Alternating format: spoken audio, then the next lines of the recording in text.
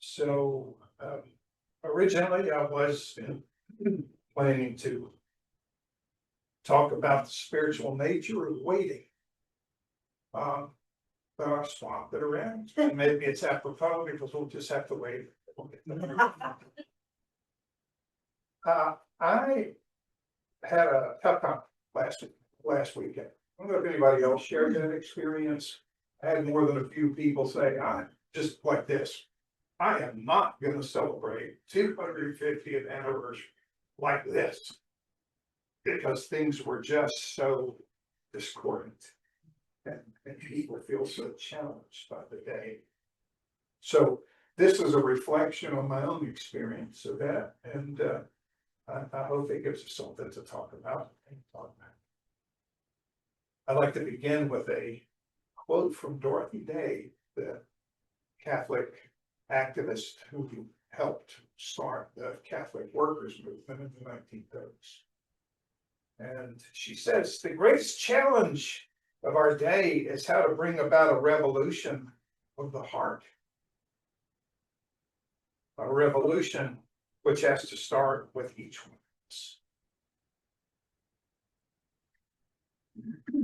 So I just have this experience of American holidays like Veterans Day, Memorial Day, and the 4th of July as days that have lost their meaning, but instead have become barbecue days at the lake where you drink a lot and do fireworks.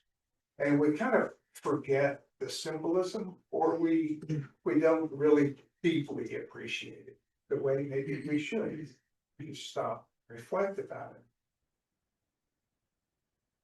it. It should be a real time of reflection instead of what I saw in Nashville, which was thousands of tiny flags in a cemetery, and it just makes you wonder if the symbolism is really appreciated by people that drive by, or they just know there's a bunch of flags there. Has it become just a line item in the budget for the people that run the cemetery? I don't know. But I find that we have lost some of the value of these moments to reflect. So I started thinking about, this is our 250th anniversary as a country. And you guys will understand, the people that I was talking to in Clarksville, we have some younger folks there. I'm not saying we're all older folks, but the median age is a little higher here. Okay. And when I said, I remember the 200th celebration in 1976. They looked at me like I'd been in the Civil War. I was 21, 1976. Now it's interesting, 50 years ago, we were just coming out of the 1972 election. There was a criminal cover-up of a break-in at the Watergate Hotel. And Richard Nixon was using the CIA and the FBI to block the investigation. Nixon told journalists they were false charges. Not fake, but false charges. Fortunately, at the time, the Senate hearings revealed that there were tapes that could be heard. Nixon refused to hand them over, claiming executive privilege. And the Supreme Court stepped in and forced him to share them. The system worked.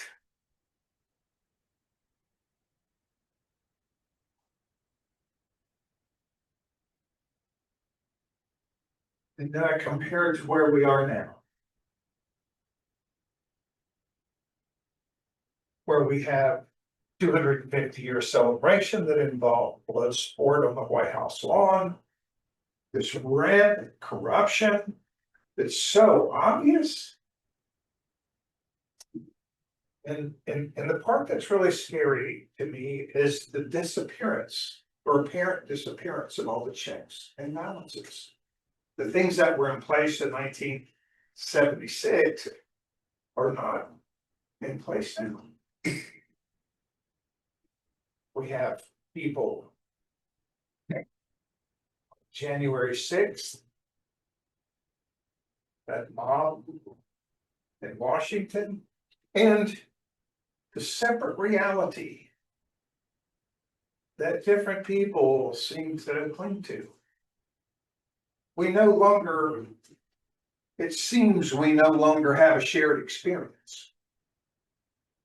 That half of the country, or 40% of the country are experiencing one thing, and the rest of us are in another reality altogether. And we can't talk to each other. And that's what makes this feel so different to me. But it's crazy because, and again, in sharing this with, I can remember in my lifetime, people in their backyard trying to dig a hole during the Cuban Missile Crisis. I can remember riding my little Stingray bicycle and hearing that JFK had been killed. And then later, Martin Luther King Jr. and Robert Kennedy. We don't have that going on right now.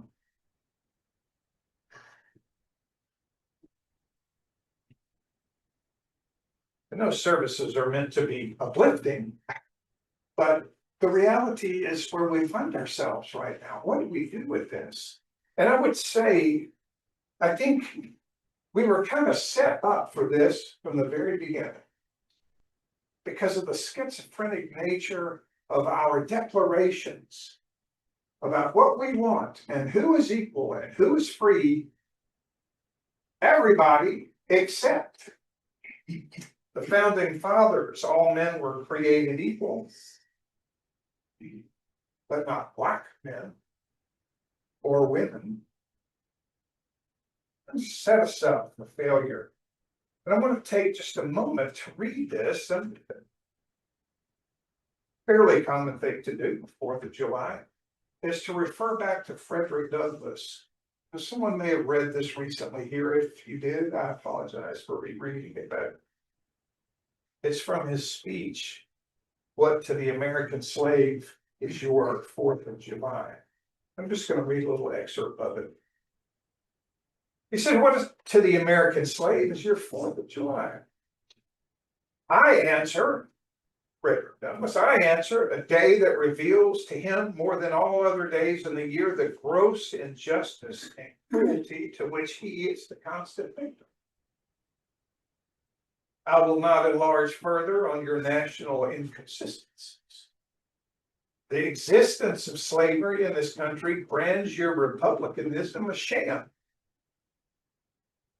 your humanity a base pretense, and your Christianity a lie. It destroys your moral power abroad. It corrupts your politicians at home. It is a mocking.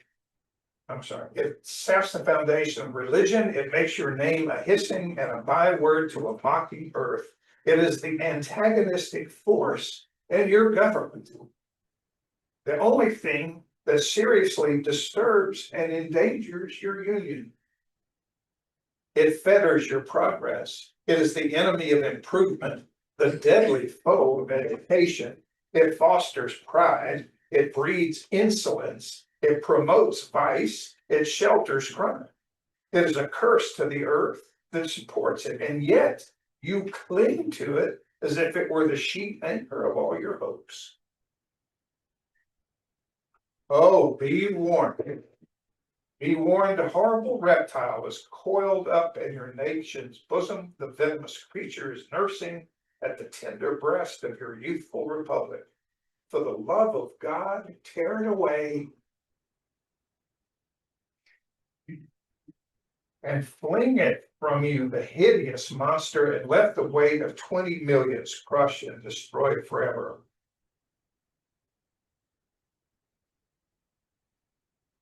I want to say what to the to the immigrant or person of color is the 4th of July, is your 4th of July.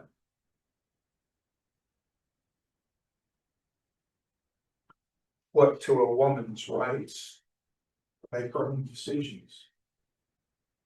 What to a woman's ability to experience the same laws from state to state is your 4th of July? What to the LGBTQ community is your 4th of July? What to a person without health care?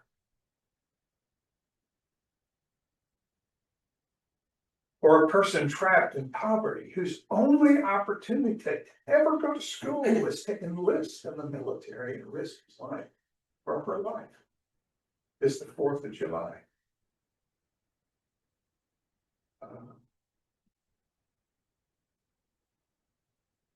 There are moments, I think, in our lives where we don't know any better, and then something jolts us into a shift in our consciousness. And I'm going to repeat a story I've told you before about one of my experiences when I was in my early 20s. And there was a regular function when I was that age for us to take the Sunday drive to West Baton Rouge Parish because East Baton Rouge Parish was dry on Sundays. Wasn't very dry every other day, but it was dry on Sundays, and West Baton Rouge Parish was still wide open. And we go to a place called DJ Daigle's Pool Hall and drink these huge glasses of cold beer and play pool all afternoon. Because that's what you're supposed to do as a college student, as I recall. And we'd be there doing that and having a good old time. I remember one Sunday I was there and I just happened to look over at the bartender as he turned his back to us. And he slid open a little door. It was about this wide, about that high, about this wide. He slid open a door and 2 black hands put money through that window. And the bartender gave him some cans of beer and closed the door. Now, I would like to say I was outraged. What is going on? People have to drink outside. They can't be in here with me. But it never occurred to me because that's just the way it was. And that's how I grew up. And it's why my teeth start to grind a little bit when people say this wokeness. Wokeness. We're walking around sound asleep. We need to be awakened. I have no idea about the things I need to be awakened about. So here we are in this time and space, in need of being awakened in so many different ways. And I don't know what the answer is. I know some answers, but we find ourselves at a place right now. I don't know if you feel this. I'm scared. I'm disoriented. I'm worried about how this is all going to play out. I take some comfort in that Richard Rohr idea of first container, second container, and I've shared that here before too. When you have a social movement like the civil rights movement, it has to take place because the first container doesn't work anymore. You can't have one group of people inside and another group of people outside. The justice system, the education system, the legal, any of it. You can't have it for 2 different versions of it and have it work. So this thing blows up and you go through periods of disorder. And then you reorder, which is what we were living. And I think most of us felt like we finally reordered it when Obama was elected. Finally. Okay. But what Richard Rohr talks about is the fact that there will always be pressures, there will always be forces to return back to the old order because it benefited them. And there's nothing that captures that better than saying, make America great again. Like we lost it in this reordering.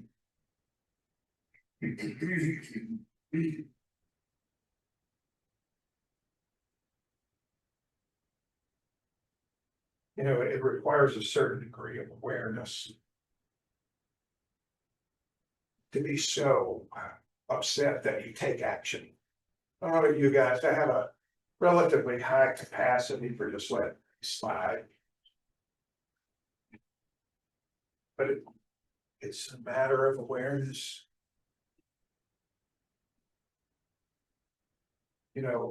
Back to the 200th celebration. I can remember in the late 60s, one of my favorite songs was Stop, Hey, What's That Sound? Everybody look, it's going down. Okay. We had all of those kind of protest songs. In less than 10 years, we were going shake, shake, shake. Shake, shake, shake. That fast. 1972, across the town in Baton Rouge, where I grew up, there were Black students killed by the National Guard. I didn't even hear about it in my family. We never talked about it. It never came up in conversation at my high school. It couldn't have been 6 miles away. Just years before, Kent State, students have been killed, and it's all about it.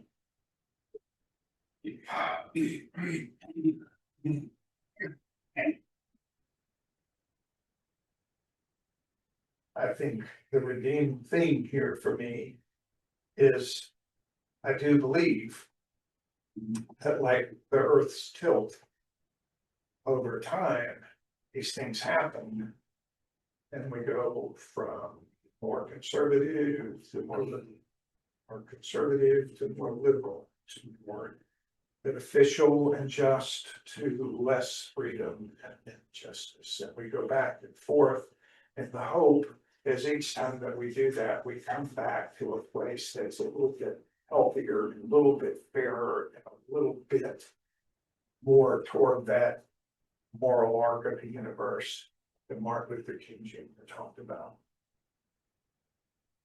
So what do we do? I think about Dorothy Day's quote, the greatest challenge of the day is how to bring about a revolution of heart.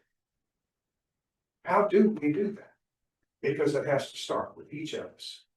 I want to end with one part of this speech and then a reading that I'd like us to do together. Because there is hope in Frederick Douglass's speech.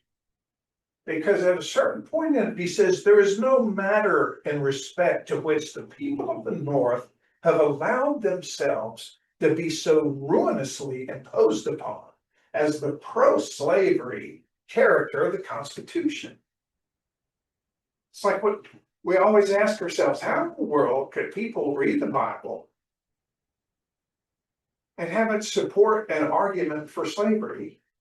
And at the same time, other people read the Bible and have it support an argument for abolition. What he says is, in that instrument, I hold that there is neither warrant, license, nor sanction of slavery, but interpreted as it ought to be interpreted. The Constitution, and this is in all capital letters, is a glorious liberty document. Read its preamble, consider its purposes. Is slavery among them? No. While I do not intend to argue this question on the present occasion, let me ask if it be not somewhat singular that if the Constitution were intended to be, by its framers and adopters, a slaveholding instrument, why neither slavery, slaveholding, nor slave can anywhere be found in it. So if you will look in your hymnal at 560, And I hope that was a coherent talk, because I have just been all jumbled up in my head about what I wanted to say and how I wanted to say it. Oh, this is another quote by Dorothy Day, 560. 560.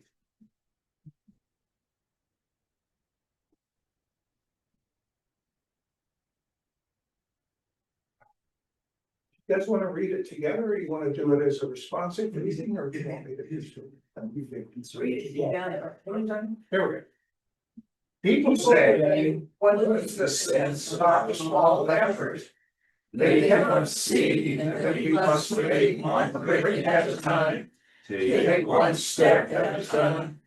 Incredible cast into a pot, cause of ripples that swing in all directions. Each one of the thoughts, words, and deeds is like that. No one has the right to sit down and feel this. There's a new wide world to do. Thank you. It is always an honor and a pleasure to be with you. Thank you.